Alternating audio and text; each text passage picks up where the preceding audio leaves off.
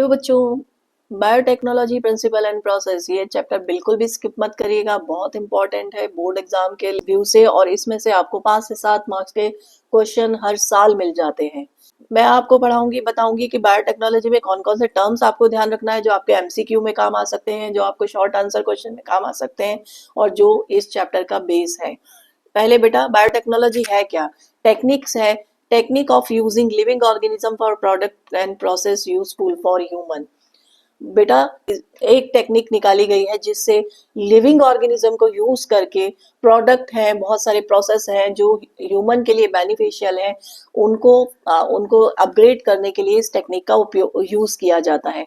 तो बेटा, आपको सबसे पहले आप जानते हैं कि एक सेल होता है ह्यूमन बॉडी में, किसी भी लिविंग ऑर्गेनिज्म में सबसे मेन इंपॉर्टेंट पार्ट होता है सेल। सेल के अंदर आपको क्या मिलता है, क्या इंपॉर्टेंट पार्ट है? वो है न्यूक्लियस। और इनसाइड द न्यूक्लियस आप जानते होंगे, आप पढ़ रहे हैं काफी टाइम से, कि उस न्यूक्लियस के अंदर होता है क्रोमोसोम। तो क्रोमोसोम जो है बेटा, वो बायोटेक्नोलॉजी का एक बहुत ही इंपॉर्टेंट टर्म है। अब हम जानेंगे कि हमें बायोटेक्नोलॉजी में क्या क्या पढ़ना। बेटा, बायोटेक्नोलॉजी में बैक्टीरिया बहुत इंपॉर्टेंट रोल प्ले करते हैं, क्योंकि बैक्टीरिया ही एक ऐसे ऑर्गेनिज्म है जिनके पास उनके खुद के 2 डीएनए होते हैं। एक क्रोमोसोमल डीएनए होता है और एक होता है प्लाज्मिड डीएनए। अब दोनों ही डीएनए अलग अलग फंक्शन प्ले करते हैं। जैसे आप यहाँ देख सकते हो बेटा, क्रोमोसोमल डीएनए है जो है वो क्या करता है, वो सारी जेनेटिक इंफॉर्मेशन को कैरी करता है। वो यूकैरियोट और प्रोकैरियोट दोनों में पाया जाता है। और सबसे इंपॉर्टेंट फीचर जो है बेटा, कि क्रोमोसोमल डीएनए रेप्लिकेट करते हैं विथ रेप्लिकेशन प्रोसेस, और ये कैरी करते हैं मल्टीपल जीन, विच जो बहुत ही इंपॉर्टेंट है किसी सेल के सर्वाइवल के लिए। और साथ में ही बैक्टीरिया के पास होता है बेटा एक प्लाज्मिड डीएनए। ये इसका किसी भी सेल का एक एक्स्ट्रा क्रोमोसोमल डीएनए होता है, ये सिर्फ प्रोकैरियोट में पाया जाता है। और इसके पास होते हैं कुछ जीन होते हैं बेटा जिनके पास कुछ स्पेशल फीचर्स होते हैं, जैसे एंटीबायोटिक रेजिस्टेंस, ड्रॉट टॉलरेंस और इंडिपेंडेंट सेल्फ रेप्लिकेशन। ये खुद से सेल्फ से रेप्लिकेट होते हैं। अब नेक्स्ट हम आपको याद रखना है, बायोटेक्नोलॉजी में कभी नहीं भूलना है बेटा, restriction enzyme.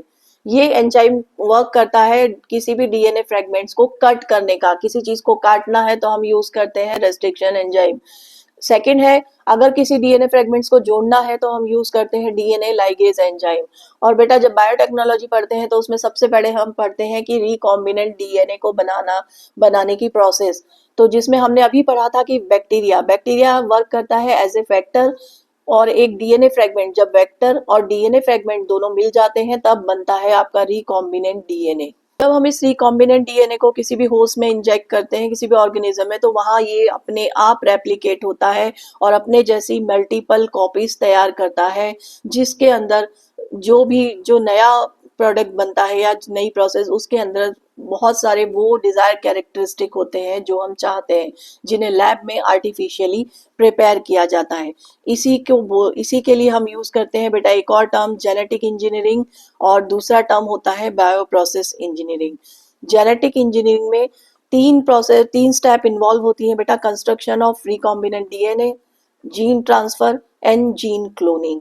Bio process engineering में क्या करते हैं बेटा, जब हम रिकॉम्बिनेंट डीएनए को कंस्ट्रक्ट कर रहे होते हैं तब हमें एक स्टेराइल, एक ऐसा एनवायरनमेंट चाहिए जहां किसी भी प्रकार का कोई भी इन्फेक्शियस कोई भी प्रोडक्ट नहीं होना चाहिए। इसके लिए बायो प्रोसेस इंजीनियरिंग का यूज होता है, ताकि एनवायरनमेंट को स्टेराइल रखा जाए, कंटामिनेशन फ्री रखा जाए। तो सबसे पहली जेनेटिक इंजीनियरिंग की प्रोसेस आती है बेटा construction of rDNA, recombinant DNA. Because recombinant DNA he multiply करेगा और अपने जैसी बहुत सारी कॉपीज बनाएगा। जो चीज हमें चाहिए उसके लिए, उसको लार्ज स्केल पर बनाने के लिए हम यूज करते हैं रिकॉम्बिनेंट डीएनए का। डीएनए फ्रेगमेंट्स का बेटा ये जो टुकड़ा है, इसको हमें डिजायर प्राप्त करने के लिए इसको हमें भेजना है। इसको कहाँ भेजना है हमें? बैक्टीरिया की बॉडी में। तो इसे भेजने के लिए हमें पहले क्या बनाना पड़ेगा बेटा? Recombinant DNA. तो उसके लिए हमें किसकी जरूरत पड़ेगी? हमें जरूरत पड़ेगी वेक्टर महाशय की। वेक्टर की वो है जो एक व्हीकल की तरह वर्क करेंगे और डीएनए के इस टुकड़े को एक जगह से दूसरी जगह, मतलब बैक्टीरिया की बॉडी में पहुंचाएंगे।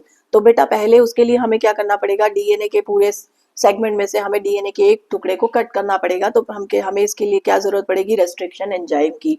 रेस्ट्रिक्शन एंजाइम से हम बेटा डीएनए के एक फ्रेगमेंट को कट कर लेंगे, और वेक्टर जो हमारा एक डीएनए का ही फ्रेगमेंट है उसे भी हम कट कर लेंगे।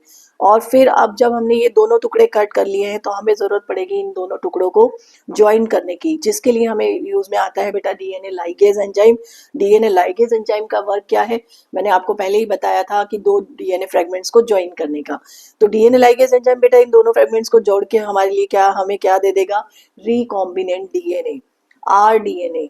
इस डीएनए के पास क्या है बेटा, डिजायर्ड कैरेक्टर है, जो हमें जरूरी, जो हमें चाहिए, जिसकी हमें जरूरत थी, वो हमें क्या मिल गया है, रिकॉम्बिनेंट डीएनए। इसके बाद डिजायर कैरेक्टर है। अब सेकेंड स्टेप आती है बेटा जीन ट्रांसफर की। रिकॉम्बिनेंट डीएनए की फॉर्मेशन के बाद बेटा जीन ट्रांसफर करेंगे हम बैक्टीरिया की बॉडी में, होस्ट में, और उसके बाद हम करेंगे जीन की क्लोनिंग। बिकॉज जैसे आप जानते हो, मैं बता चुकी हूँ आपको, बैक्टीरिया के पास अपना भी एक प्लाज्मिड डीएनए होता है, और एक डीएनए होगा हमारा रिकॉम्बिनेंट डीएनए जिसके पास डिजायर कैरेक्टर है। और क्लोनिंग करना पर मतलब बेटा बहुत सारी मल्टीपल कॉपीज बनाना। तो क्लोनिंग के द्वारा हमें मिल जाएंगी डिजायर्ड जीन के साथ एक नई प्रोडक्ट की मल्टीपल्स कॉपी। इसी तरह से हम जो भी प्रोडक्ट चाह रहे हैं, जिसके अंदर कोई भी हमें डिफेक्ट लिख रहा है, उसे हमें दूर करना है, तो हम क्लोनिंग करके हमें जो प्रोडक्ट चाहिए, डिजायर प्रोडक्ट को हम ऑब्टेन कर लेते हैं। अब बेटा एक और इम्पोर्टेंट क्वेश्चन है आपका, topic history of first rDNA. बहुत बार आपको एमसीक्यू क्वेश्चन में या आपका शॉर्ट 1 मार्क क्वेश्चन में पूछा जाता है कि फर्स्ट आरडीएनए कब कंस्ट्रक्ट हुआ था। फर्स्ट आरडीएनए आपका कंस्ट्रक्ट हुआ था 1972 में। Scientist Stanley Cohen and Herbert Boyer ने मिलकर फर्स्ट आरडीएनए को कंस्ट्रक्ट किया था। और बेटा ये सबसे पहली बार उन्होंने जब एक्सपेरिमेंट किया था तो किस पर किया था, बैक्टीरिया साल्मोनेला टाइफीम्यूरियम पर। तो बेटा ये आपका फर्स्ट इंपॉर्टेंट टर्म मैं आपको समझा चुकी हूँ कल पार्ट 2 में बेटा। तो बच्चों आज ये पार्ट 1 है। मैं चाहती हूँ कि आप बायोटेक्नोलॉजी को बिना किसी एफर्ट के बिल्कुल शॉर्ट, इसमें बिल्कुल 5-10 मिनट्स में कंप्लीट करें। ये पार्ट 1 है आपका, बिल्कुल 5-10 मिनट्स में कंप्लीट हो जाएगा। नेक्स्ट आप जरूर देखिएगा पार्ट 2 और पार्ट 3। मैं कल पार्ट 2 और पार्ट 3 डालूंगी, जिसमें मैं आपका बायोटेक्नोलॉजी बहुत ईजी वे में आपको 15 से 20 मिनट्स में आप अच्छी तरह से बायोटेक्नोलॉजी का चैप्टर समझ जाएंगे। तो जरूर वीडियो को लाइक और शेयर और सब्सक्राइब करिए। Thank you.